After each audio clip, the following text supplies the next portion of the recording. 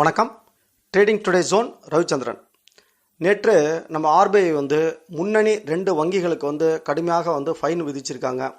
அது என்ன தகவல் அப்படிங்கிறதையும், இந்த ஸ்ரீராம் குரூப் புதுசாக ஒரு அப்ளிகேஷன் கொண்டு வந்திருக்காங்க, அந்த தகவலையும், ஜிஎஸ்டியோடைய வரி வசூலையும், மேலும் அட்டகாசமாக இந்த இறால் அல்லது ராட்டு அப்படின்னு சொல்லக்கூடிய ராட்டு அல்லது இறால் அப்படின்னு சொல்லக்கூடிய அந்த ஏற்றுமதிக்கு அட்டகாசமாக முன்னணியில் இருக்கக்கூடிய ஒரு நிறுவனத்துடைய முழு தகவலையும் தான் நம்ம இந்த வீடியோவில் பார்க்க போகிறோம்.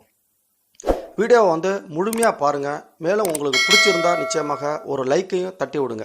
ரைட்.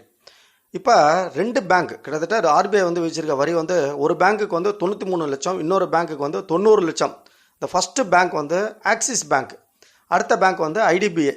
ஸோ 2 பேங்க்குக்குமே என்ன சொல்லியிருக்காங்க அப்படின்னா, a monetary penalty of rupees 93 lakhs has been imposed on Axis Bank for non-compliance of certain discipline directions issued by RBI அப்படின்னு சொல்லிட்டு கொடுத்துருக்காங்க. இந்த சில கைட்லைன்ஸை பின்பற்றாததுக்காகவும், மேலும் இந்த IDBI பேங்க் அதனுடைய ஃப்ராடுகளை தடுப்பதில் கொஞ்சம் மெத்தனை காட்டியிருக்காங்க அப்படிங்கிற காரணத்துக்காக இந்த வரி வச்சுருக்காங்க.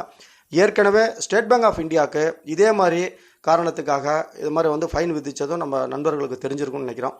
அடுத்த டாபிக் போயிடலாம். இந்த ஃபினான்ஷியல் இயர் 21-22 GST கலெக்ஷன் அமோகங்க. ஜிஎஸ்டி உள்பட எல்லா வரிகளும் சேர்த்து 27.07 லட்சம் கோடி. சாமி போதுமா? அப்படியே நம்ம அரசாங்கம் பத்தாது தான் சொல்லும். அந்த அளவுக்கு வரி வசூல் ஆகியிருக்கு. நம்ம ஒரு பழைய தமிழ் படத்தில் சொல்லுவாங்க, உட்காந்தா வரி, நின்னா வரி, ஏந்திரிச்சா வரி அப்படின்னு சொல்லிட்டு. நம்ம கொண்டே பேங்க்கில் பணத்தை கட்டினாலும் வரி, அந்த பணத்தை எடுத்தீங்கனாலும் வரி. எல்லாத்துக்கும் வரி வரி வரி தான். இன்னும் ஒரே ஒரு வரி தான் விதிக்கலை, அது பிப்ரவரி அப்படின்னு சொல்லிட்டு நகைச்சுவாக சொல்லுவாங்க. அந்த மாதிரி வசூல் ஆகிருக்கு. சரி, அடுத்ததாக இப்போ இலையுதிர் காலம் அப்படின்னு சொல்கிற மாதிரி இது ஆப்புகள் வரும் காலம். ஏன்னா இப்போ தான் நம்ம பார்த்தோம் டாட்டாவோட அந்த நியூ ஆப் அட்டகாசமாக வந்தது. அதற்கு அடுத்ததாக கிட்டத்தட்ட 90,000 கோடி ரூபாய்க்கும் மேலே வர்த்தகம் செய்யக்கூடிய குரூப் தாங்க ஸ்ரீராம் குரூப்பு. அவங்கள்ட்ட இல்லாததே கிடையாது. அந்த vehicle loan, mutual fund, life insurance, housing finance, personal finance, இப்படி ஏகப்பட்ட இடத்துல இருக்கக்கூடிய அட்டகாசமான குரூப் தான் இப்போதைக்கு சூப்பர் ஆப் அப்படின்னு சொல்லிட்டு கூடிய சீக்கிரம் வெளியிட போகிறாங்க. சூப்பர் 1 அப்படிங்கிற பேரில். இந்த தகவலுடைய அதனுடைய மேனேஜிங் டைரக்டர் DV ரவி அவர்கள் வெளியிட்டிருக்காங்க. ரொம்ப அட்டகாசமான இதுதான். சரி, அடுத்ததாக நம்ம ஷார்ட் அண்ட் ஸ்வீட்டாக என்ன வருங்காலத்தில் ஒரு மல்டி பேக்கர் ஆகுவதற்கு என்னென்ன தகுதிகள் இருக்கோ அந்த தகுதிகளை கொண்ட அற்புதமான ஸ்டாக் நம்ம பார்க்க போயிடலாம். சோமாஜிகுடா ஹைதராபாத்தில் உள்ள நிறுவனம் தான் இது. It is a leading provider of high quality shrimp feed, best technical support to the farmer and caters to the quality standards of global stream customers அப்படின்னு சொல்லிட்டு அட்டகாசமாக கொடுத்துருக்காங்க. அதாவது இந்த பண்ணை வளர்ப்பு இறால் அப்படின்னு சொல்கிறோம் பார்த்தீங்களா, அதற்கு தேவையான அந்த ஃபீடுகளை வழங்குவதில் இவங்க முன்னணி நிறுவனமாக இருக்காங்க. இவங்களோட ஷேர் சுமார் 45% இந்த துறையில். அதே சமயத்தில் அந்த இறால்களை ஏற்றுமதி பண்ணி USA சரி, யூரோப்புக்கும் சரி, Japan, Korea, China, Australia and Middle East, இப்படி எல்லா நாடுகளுக்கும் ஏற்றுமதி பண்ணுறாங்க. கிட்டத்தட்ட 7 மேனுஃபேக்சரிங் யூனிட் வச்சுருக்காங்க. அதில் 6 யூனிட் ஆந்திர பிரதேஷ்லையும், ஒரு யூனிட் குஜராத்லேயும் இருக்குது. உலக அளவில் இதில் நம்பர் 1 லீடிங்கில் இருக்கக்கூடிய நிறுவனம் அந்த தாய் யூனியன் அப்படின்னு சொல்லிட்டு தாய்லாந்தில் உள்ள கம்பெனி தான். அதோடு இவங்க டைப் வச்சு அட்டகாசமாக வளர்ந்து கொண்டு வருகிறார்கள். 1993 தொடங்கப்பட்ட இந்த மிட் கேப் கம்பெனி 6,352 கோடி மார்க்கெட் கேபிட்டல். ஆக்வா கல்ச்சர் அப்படிங்கிற செக்டாரில் தான் இருக்குது. அற்புதமான ஒரு நிறுவனம் தான், நல்லா இயங்கிட்டு வருது. ஃபோர்ப்ஸ் நிறுவனத்தோடைய அந்த பெஸ்ட்டு MD அப்படிங்கிற அவார்டெலாம் வாங்கியிருக்காங்க. ப்ரொமோட்டர் வசம் 43.68% இருக்குது. FIஐட்ட 17.11% இருக்குது.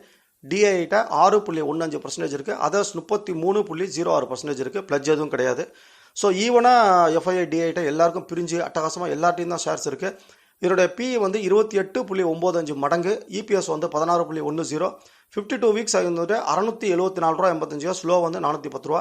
புக் வேல்யூ 145.89 ரூபா. Space value ₹1. Return on equity அட்டகாசமாக 20.4%. Return on capital employed 28.9%. Company பேர் என்ன சார்னு கேட்குறீங்களா? இந்த சொல்கிறேன். மார்ச் 2020 சேல்ஸ் 4,115 கோடி, 21 4,101 கோடி. நெட் ப்ராஃபிட் அதே மாதிரி ரொம்ப கன்சிஸ்டண்ட்டாக 346 கோடி, 360 கோடி இப்படி தான் இருக்குது. கோவிட் சுச்சுவேஷனால் நிச்சயமாக இதனுடைய லாபங்கள் நிச்சயமாக பாதிக்கப்பட்டிருக்கு. அதை கூடிய சீக்கிரம் கரெக்ட் பண்ணிடும் அப்படின்னு சொல்லிட்டு சொல்கிறாங்க. டெக்னிக்கல் சைடு பார்த்தோம் அப்படின்னா ஸ்டாக் 466.25 இப்போ LTP இருக்குது. 9.22. கம்பெனியோட லாபம் குறைந்ததால் கிட்டத்தட்ட அந்த உயரத்துலேருந்து 670 ரூபாலேருந்து இறங்கி இப்போ 425ங்கிறதும் ஒரு சப்போர்ட் ரீஜன் தான். 475, 540, 590 இதெல்லாமே அதுக்கு வந்து ஒரு சப்போர்ட் அண்ட் ரெசிஸ்டன்ட் ரீஜன் தான். நல்ல அட்டாதமான ஸ்டாக் தான் லாங் டேர்முக்கு. நீங்களும் இதை வந்து நிச்சயமாக அனலைஸ் பண்ணுங்கள். அவந்தி ஃபீட் லிமிடெட் அப்படிங்கிறதான் இந்த கம்பெனியோட நேம். வாழ்க வளமுடன். Trading today John Ravichandran.